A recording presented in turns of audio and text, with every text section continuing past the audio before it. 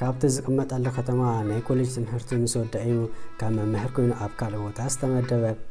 ከምቲ ንዝኾነ ሰብ ካብቲ ዝፈልጦ ቦታ ናብ ሓድሽ ቦታ ምስ ዝኸይድ ክብድብር ዝብሎ ንኦን እቲ መጀመርታስ እንታይ ክገብር ናብዚ ቦታ መጻኹ ከም ዝብል ዝኾነ ቀስ እንዳበለ ግና ኣቀባበላ ናይቲ ህዝቢ ኣብ ልዕሊ መምህር ዘለዎም ኣክብሮት ምስ ተዓዘበ እንቋ ኣባ መጻኹ ክሳብ ዝብል ዝኾነ እቶም ኣቀዲሞም ኣብ ፀንሖ መሃራን ስለ ዘይጋይሾን ብፅምዋ ካብ ምብላዕ ድሂኒው ኣብ ሓደ ቦታ ጥራሕ ኮፍ ካብ ትብል ዘወርወር እንዳበልካ ናይ ካልእ ሕብረተሰብ ባህሊ ልምለይ ኣነባብራ ምፍላጥ ጽቡቕ ዝብል ዝነበረ ናይ ኮሌጅ መምህሩ ዘኪሩ ሓቂ ይባበለ ካብ ናይ እንግሊሽ መምህር ኣብ 8ይ ክፍሊ ተመዲቡ ስርሑ ምስ ጀመረ እቲ ፈለማ ከም ሓድሽ መጠን ምዕንታን ከጋይሽ ክሳብ ጽቡቕ ገይሩ ዝለመድ ቀርሚ ቀትሪ ሓንቲ ድሕሪ ቀትሪ ክልተ ክፍልታት ሓብዎም ዕድል ኣይገበረን ግና እቶም ዝበፅሕዎ ክፍልታት ኣዝዮም ረበሽቲ ስቕበሉ ኢልካዮም ዘይሰምዑ ተምሃሮ ሂዘን ዝነበራ ኣብ ኩሉ 8 ክፍልታት ፋሕ ክብሉ ዝግብኦም መን ከም ዝኣከቦም ኣብ 3 ክፍልታት ተጠርኒፎም ዝነበሩ ብፍላይ መምህር ኣብ ዘይብሎም እቲ ክፍሊ ልክዕ እንዳስወ ዝመስል ጽቡቕ ነገሩ ክርብሹ ከሎ መምህር መሪፆም ኣይኮኑን ዝርብሹ ሓድሽ ይኹን ናይ ቀደም መንእሰይ ይኹን ኣረጊት ናብታ ክፍሊ ዘወር ዝበለ ገና ማዕጾ ክፈት ምስ ኣበለዩ በዘረባ ልቡ ዘጥፍኡሉ ንሱን ቀዳመይቲ መዓልቲ ኣብታ ናይ ንግሆ ክፍሊ እቱ ምስ በለ ቅድሚ ሕጂ ርኤሞ ስለ ዘይፈልጡ እቲ ክፍሊ ናይ ኩዕሶ እግሪ ስታዲየም ከም ዘይነበረ ሃማ ዝዝ ኢሉ ዘሰምዕ ኮነ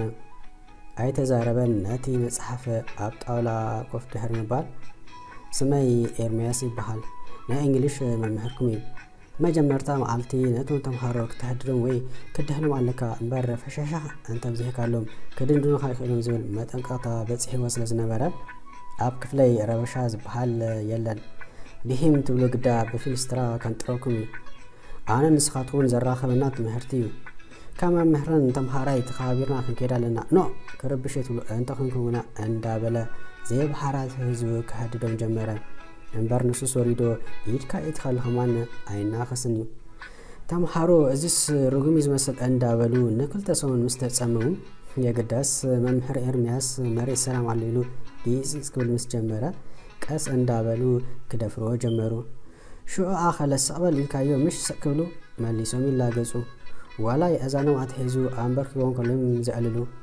ናይ ምርባሽ ግርም ተመክሮ ዘለዎ ዝመስሉ ምዃን ሓቆም ገሊኦም ኣብ 8ይ ክፍሊ ጥራሕ 3 ጊዜ ዝተረፉ ኣለዎም እቶም መምህራን ክላገጹሎም እንተደልዮም ሎም ዓመት እንተ ተሪፍኩም ኣብዚ ቤት ትምህርቲ ጤሳ ክወሃበኩም ወይ ከዓ ዳይሬክተር ክንገብረኩም እዮም ዝብሎም ክትቋፀሩ ኢልካ ብፍጹም ዘይሕሰብ እዩ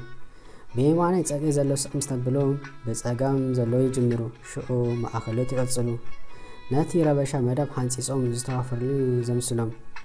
ስቕበሉ ኢሉ ምስ ኣበይቦ ብበትሪ ክሳሓሎም ጀመረ የግዳስ ነቲ በትሩን ዝለመደውን ዝመስሉ እጅብ ኣይብሎምን እዩ ካብ ዝምህርዎ ስቕበሉ ዝብሎ ዝበዝሕ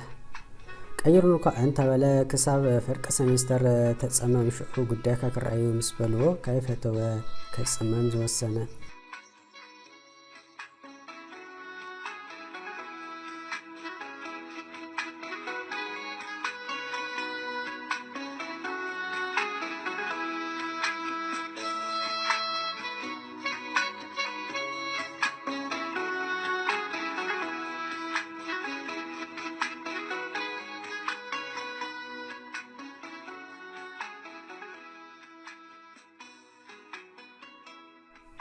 ሓደ ዝሃገሶ ነገር እንተሎ ግና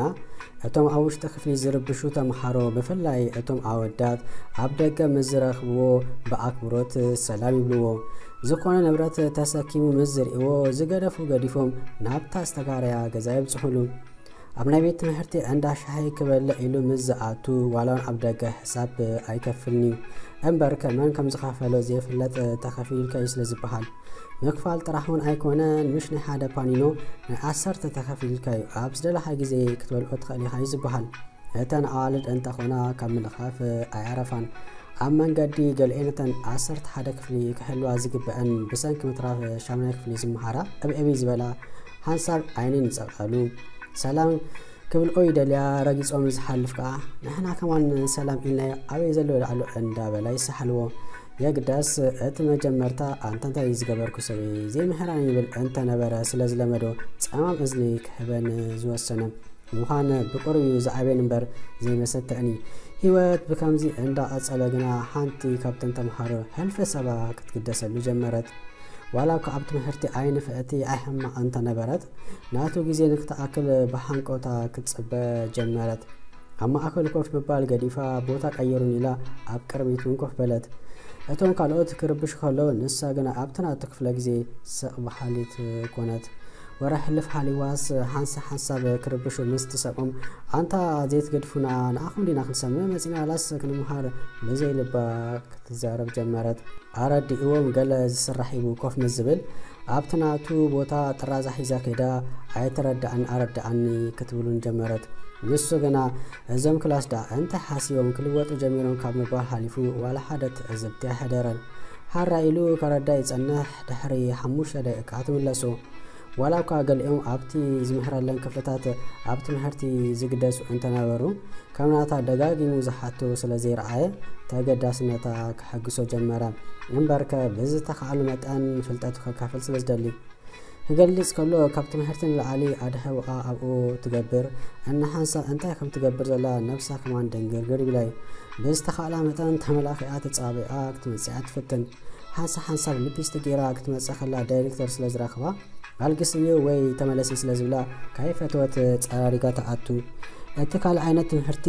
ብእንግሊሽ ተዝቀየረላ ኣይመጸልአትን ነይራ ክምሕር ይጸንሕ እሞ ከም ገለ ኢሉ ናብኣ እንተጠሚቱ ዓይንን ዓይኒ ስለ ዘጋጨው ብሕፍረት ድንን ትብል ንሱ ግና ካይስተብሃለ ውራይ መምሃሩ ይገብር ድሕሪ ቀትሪ ስለ ትመሃር ምስ ተፈደሱ ካብ መሓዙሳ ተፈልያ ደድሕሪ ክትከይድ ትደሊ መድላይ ጥራሕ ኣይኮነን ከማን ዝበዝሐ ጊዜ ንሱ ከይረኣያ ገዙ ኣብፅሓ ኣፋንያቶን ገዝኣ ትምለስ ሓደ ጊዜ ሰዓት ፈዳሰ ኣኺሉ ምስ ተፈደሱ ከም ኣመላ ክትጽበዮ ድሕሪ ምጽናሕ ደድሕሪ ክትከይድ ጸኒሓ ሎምስ ክዛረቡ ኣለኒ ስለ ዝበለት እንዳ ጐየት ኣርኪባ ሰላምታ ድሕሪ ምልጋስ መእተዊ ዘረባ ስለ ዝጠፍአ ክትብል ድሕሪ ምጽናሕ መምህር እታ አንተ ዝመሃርኩናስ ብሙሉ ኣይተረዳእን ደጊምኩም ደኣ ዘይተረድኡኒ ምስ በለት ተገዳስነታ እንዳገረሙ እሞ እንታይ ጸገም ኣሎ ጽባሕ ዘይረዳእኪ እንዳበላ ክምልሰላ ጀመረ ንሳስ ነቲ ትምህርቲ ዘይኮነ ኣብ ልዕሊኡ ተገዳስነት ከም ዘሕደረት ኣበይ ኢልዎም ኣብ መንጎ ዕላል ግና ምስ መን ደኣ ትነብሩ ኢላ ምስ ሓተተት በይኑ ከም ዝቕመጥ ምስ ሓበራ እሞ ገዛ ደኣ መን የለዓልኩም ምስ ሓተተት ደጊማ በዓሊ ዝብል ሓፂር መልሲ ሓባ ሓራይ መምህር በዚ ገዛ ኢላ ተፋናቶ ከደት የግዳስ ምስ ነፍሳ ክትዛረብ ጀመረት ምስኪናይ መምህር ተካሎም ኢሎም በዓሎም ገዝኦም ዘጸራዩ መጎም ሰርሑ አንታ በዓሊ ደሞ ክሕግዞ እንዳበለት ካብ ሓሊት ድዩ ዝተለዓለ ዋላስ ፈትያቶ ብዛዕባው ልዕሊ መጠን እንዳሓሰበት ከይተረድኣ ገዛ በጽሐት በቃ ነፍስ ወከፍ መዓልቲ ንክትርእዮ ተሓንጣነታ ሰማይ በጽሐ ቀዳምን ሰማያትን ምስ ዝኣክል ንክፍሊ ከብላ ጀመረ ወለዳ ኣብ ትምህርቲ ትግደ ዘላ ስለ ዝመስሎም ብጓሎም ክሕገሱ ጀመሩ ሶኒ በፂሑ ኣርቢ ክሳብ ዝኣክልውን እንተ ተመላኻኽዐት እንተ ተመሻሸጠት ወዲ ግና ብከምቲ ትደሊ ክጥምት ኣይከኣለን ወረ ምስ ካልኦት ኣዋልድ መምሃራን ድዩ ተምሃሮ ክዛረብ ምስ ትሪኦ ክትሓረቐ ክትቀንዖን ጀመረት እቲ ስምዒታ ፈጺሙ ክርዳእ እንተ ዘይከኣለ እኳ ብዛዕባኡ ክትሓስብ ክትሪኦ ከላ ናይ ሓጎስ መንፈስ እንዳተሰምዓ ክትሰራሰር ጀመረት ፍቕሪ ከም ዝሓዛ ተረዲእዋ ዶ ይኸውን ኣቃልኡ ክትረክብ ዝከኣላ እንተ ጸዓረት ንሱ ግዳ ከም ተራ ተምሃሪት ምርኣይ ሓሊፉ ብካለ ክትጥምት ኣይከኣለን ዋላ እውን ተደለየ ስነ ምግባር ናይ ሚኒስትሪ ትምህርቲ ኣይፍቅደሉኒ ምእንቲ ርስኡን ትሕቲ ዕድመ ስለ ዝኾነት ግዲ ክገበረላ ኣይከኣለን ጓል ግና ሓሲባ ናይ ገዝኣ መምህር ክትገብሮ ወሰነት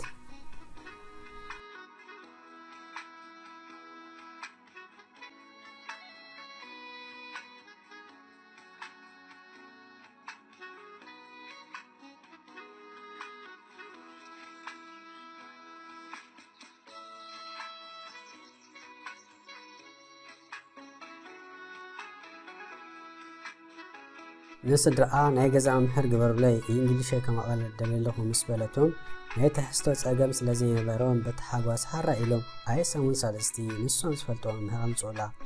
ጓል ፈጺማ ክትቅበሎም ኣይከኣለትን ምእንታን ኣብ ክፍልን ኣብ ገዛ ሓደ ክኾነለይ ንመምህር ኤርምያስ ዝደሊ ምስ በለቶም ወለዳ ሕቋም ኣይደሉን ወሸለ ተማሒራትና ዝኾነ ይኩን ጓልና ጥራሕ ትንፈዓና እንዳበሉ ኣብ ቤት ትምህርቲ ኸይዶም ረኺቦም ምስ ኣዘራርቦ ናይ ካሙታት መደብ እኳ እንተ ዘይነበሮ ተወሳኺ ገንዘብ ዓብዪ ፅላዕ ኢሉ ሓራይ በለ። ሰሙን 3 ግዜ ከረዳኣ ተሰማሚዑ ስርሑ ጀመረ። ጓል ገና ካብቲ ትምህርቲ ንላዕሊ ኣድሕው ኣብ ልዕሊ ስለ ዝነበረ ተረዲእ ክዶ ምስ ዝብላ ኣይተረዳእንን ትብሎ ሓራ ኢሉ ከም ብሓድሽ ይጀምር። ብከምዚ ኣብ ትምህርትን ኣብ ገዛን ቀጻሊ ስለ ትረኽቦ ፍትወታ ብኡና ጠንወሰኸ። ንፍላይ ኣብ ቤት ትምህርቲ ከምዛ መሓዝኣ ሕግብግብ ክትብሎ ትደሊ። ንሱ ግና ከም ሰባ እምበር ካልእ ገጽ ይህባ ኣይነበረን። ኣብ ገዛ ከመሕራ ኢሉ ምስ መጸ ትገብሮ ክዳንቲ ምስ ነስጨና ዋዊ ዘብል እዚ ኩሉ ንኦ ክትሕስሕብ ኢላ ላዕልን ታሕትን እንተበለት ንሱ ግና ወይከ መሓዝኣ ካብኣ ዕብይ ስለ ትብል ኩሉ ነገር ምስ ኣስተብሓለት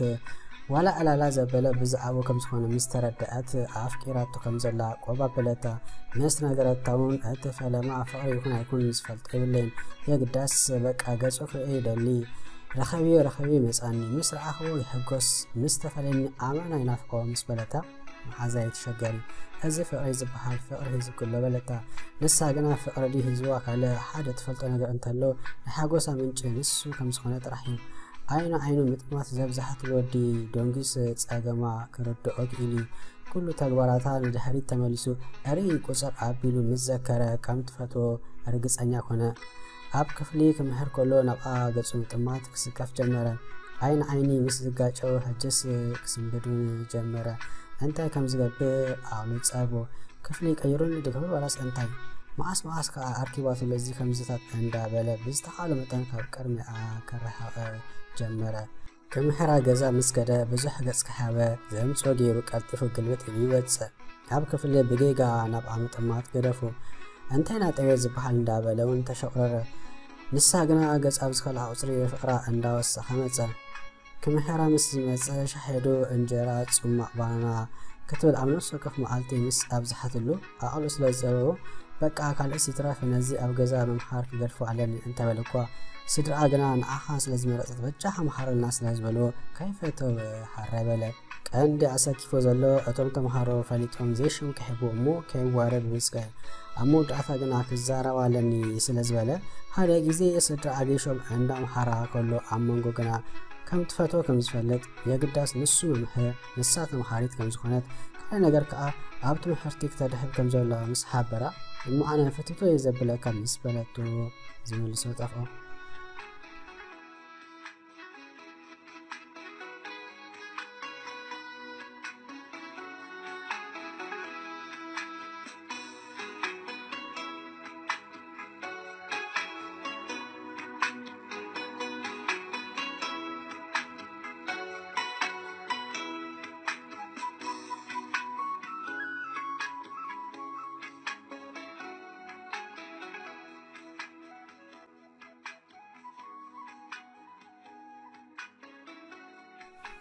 ክብሉ እቲ ተገዳስነታ ኣመና እንዳዛየደ ምስ መፀ ንሱን ከይተረድኦ ክፈትዋ ጀመረ። የግዳስ እንታይ ከም ዝገብር ኣቕሉ ጸበቦ ብዝተኻእሎ መጠን ስምዒቱ ክሓብእ ፈተነ። እንታይ ሞ ፍቕሪ ሓያል እንድዩ ኣይከኣለን። ኣብ መንጎኣን ኣብ መንጎ ስርሑን ተቐርቀረ። ዋላ ደኣ ጓል 16 ዓመት ትኹን ደኣ እምበር ነብሳ ጽቡቕ ስለ ዝኾነ ናይ ጓል ኤስራ ነብሲ ዝመስል እተን ኣጥዋታውን ፍሪ ኢለን ወፂን ዝነበራ ከምዛ ካብ ቅድሚኣ ከረሓቐ ይቃለስ ከም ዘይነበረ ኣብ ንሱ ወከፍ ሰከንድ ክሪኣ ተመንዐ። የግዳስ መሳርሕቲ ይኹን ተምሃሮ ፈጺሞም ከይፈልጥዎ ዝከኣሎ ጥንቃቐ ኣካይደ። ገዝኣ ክምሕራ ምስ ከደ ካብ ዝምሕራ ዝዕልሎ በዝሐ ክሳብ ስርሑ ዘዘንግአ ኮነ። ንሳ ግና መፍቶታ ብቀደሙ ንሱ ዱዴታ ዝነበረ ኣብ መንጎ ግና መምሕር ምዃኑ ስለ ዝስወጦ ናብ ስርሑ ይምለስ ዘይኮን ኮይኑ እምበር ኣብ ከተማ ወሲዱ ሸናዕ እንተዘብላ ኣይምፀልአን። ኣብ ሕቑኡ ኣደይቡ ሸሸይ እንተዘብለውን ክንደይ እኳ ባሕ ምስ በሎ ተመሓሪቱ እንተዘይትከውን ኣፍቂረ ክለኽ ኢሉ ፍቕሩ እንተዘስተማቐር ኣበይ እሞ ከይተረድኦ ብምሄር ምልማድ ኣብ ዘይሓሰበ ጉዳይ እኳ እንተኣተወ ኩሉ ምላ ምስ ተዓዘበ ግና ትፅላ ጓል ኮይና ኣይረኸባን። ንዓ ምፍቃሩ ኣይተጋገን። እቲ ጸገም ግና ጓል 16 ምሕላዋን ተመሓሪቱ ብምዃኑ እዩ። ስድራኣ እንታይ ክብሉ ነይ ምሰምዓኸ ኣይጠውኒ እንዳበለ ብዝተኻእሉ መጠን ስምዒቱ ኣብ ውሽጡ ቀቢሩ ክጓዓዝ መረፀ በቲ ሓደ ወገን ጓል ካብቲ ናይ ቀደም ንላዕሊ ግዜ ክህባ ስለዝጀመረ ተሰሚዕዋ ዘይፈልጥ ሓጎስ ባሕታ እንዳተሰምዓ ከም ቢቴ ኣንደረት ኣብ ክፍሊ ዓይንን ዓይኒ ምስ ዝጋጭው ክምስ ክብል ጀመረ። ኣብ መንገዲ ከተፋኖ ምስ ትደሊ ሓራይ ንዕናይ ክብላ ይደሊ እሞ በቲ ሓደ ከዓ ስለዝስከፈ ድሌታቱ ጎሲዩ ብኢኑ ይኸይድ። ገዛ መፂ ፀብሒ ክሰርሓልካ ከፀራሪልካ እንዳበለት ሙኽ እኳ እንተበለቶ ምፅራይ ኣይኮነን ጣቂላ ምስኡ እንተ ተቐመጠ ኣይምፀልአን የግዳስ ብካልእ ክፈልጣን ይርቦ ፍቅራ ገና ኣብ ውሽጡ ተደጊሉ ኣቃፀሎ ኣብ ዝረኸባ ሰዓት ሰዓማ መፆ እውይ በለ ኣብ ሂወት ሙሉእ ከምዚ ዓይነት ስምዒት ተሰሚዕዋ ኣይፈልጥን ዝገብሮ ጠፍኦ ኣቕሉ ፀቦ ከምዚ ፍቅራ ክነግራ ዶ ዋላስቶም ክብል ይብል እሞ መሊሱ ከዓ ርእሱ እንዳሓኸኸ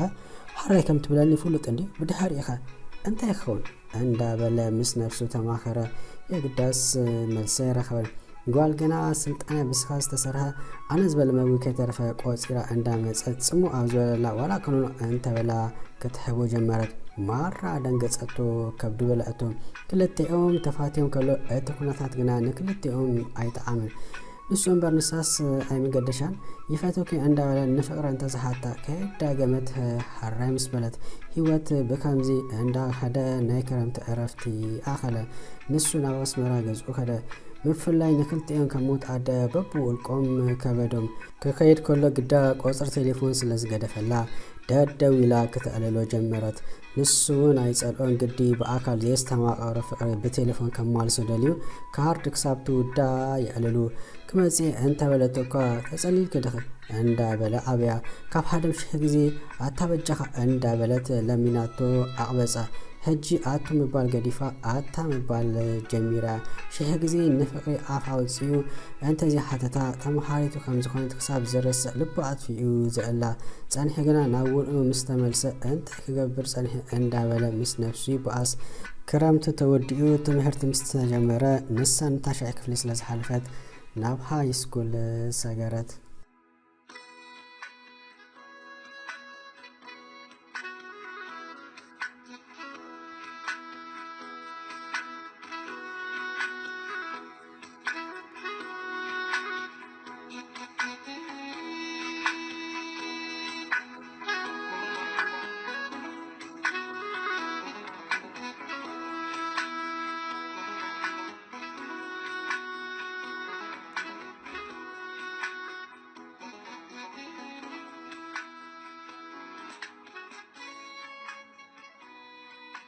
ናብ ሃይ ስኩል ምስ ሰገረት ግና ዋላውካ ካብቲ ዝምሕረል ቤት ትምህርቲ እንተ ተዓሌት ርክቦም ኣይቋረፀን።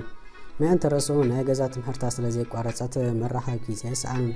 ሕጂስ ብመጠኑ ፎኪሱ እዩ። ምክንያቱ ቀዳማይ ነገር ኣብ ካልእ ቤት ትምህርቲ ስለዝኸደት ካልእ ነገር እውን ዕድሚኣ ናብ 17 ስለዝተሰገረት ፀገም ዘሎ ኮይኑ ኣይተሰምዖን። ኣታካሓታ ዶ ይብል እሞ መሊሱ ይስከፍ። ንሳ ቦ ገና ከም ገለ ኢላ ከይረኣየቶ ወይ ድምፁ ከይሰምዐቶ ምስ ትውዕል ለይቲ ክድቅስ ማለት ዘይሕሰብ እዩ። የና ሓደረ እቲ ፍትወታ ልዕሊ ንቡር ዛየደ ሳብ ዝበለ ይበል ብዘይገድስ ካብ ስራሕ ዝፈደሰ ብሰዓታት እንዳተፀበይት ከተፋኖ ይኽበለት። ንሱ እውን ኢዳ ምስ ኢዱ ኣልጊቡ ተጥቕሙ እንዳዓለላ እንተ ዝኸይድ ክንደይ እኳ ደስ ምበሉ። የግዳስ ዓይኒ ተምሃርኡ መሳርሕቲ ስለ ዘፍርሖ በጃኺ ኣብ ስራሕ ቦታ ኣይትምፅእ እንተበላ ንሳ ሓራይ እንዳበለት ክትመፅእ ተረባረቡ። ካብቲ ዝፈርሖ ኣይወፀን። ኣብቲ እዝብቲ ኩሉ ሰብ ኣተወ። በቢ መንገዱ ወረ ተወረየ። በቲ ሓደ ይፀርፎ ገሊኡምካ ፍቅሪ እንድዩ ፍቅሪ መዓስ ምስመን ኣበይ ከም ዝሕሰካ ስለዘይፍለጥ ብኦማይ ተጀመረ እንዳበሉ ውልቃዊ ርእቶም ኣፍሰሱ። ገና ንፍቅሪ ክሓትታ ከሎ ባዕሎም ኣፋቐርዎም። ንሳ ግና እዚ ወረታት ማራይ ሕጊስዋ እምበርከ ናይ ልባ ዝነገሩላ ስለዝመሰላ ካብቲ ወሬ ደኣ ኣብ መዕለቢ ዘይህብፅሖ ኢሉ ዓመትን ገለ እንተስተረዲእ ክድዩ እንተስከይተረዳእከ ኣብ ልዕሊ ተገዳስነት ፍትወት ይሄድልኪ ንዓይ ክትሐጉሲ ክንደይ ክትብሊ ከም ዝነበረኪ ኣፀቢቑ ይፈልጥ እዩ። ወዮ ደኣ ተመሃሪቴ ስለዝነበርኪ ኩሉ ሙሉእ ኣብ ግምት ኢቲ ፍቅሪ ቀቢረ ይጓዓዝ ነይረ እምበር ካብቲ ግምት ዮ ላዕሊ ይፈትወኪ መፍታሕ ጥራሕ ኣይኮነን የፍቅረኪ ሰብ ዝበለ ይበል ብዘይገድስ ምሽ ንሕጂ ንሓዋሩ ናተይ ክትኮኒ ዝደሊ ምስ በላ ዘተሓጎሰቶ ተሓጓስ መቀኒ ኣይርከቡን እዩ። ዘሊላ ተጠምጠመቶ ሓጎሳ ክትቋፀር ኣይከዓለትን። ኣቲ ፈኑኒ ኣኽለክ እንተ በላ ብእንግትፍኖ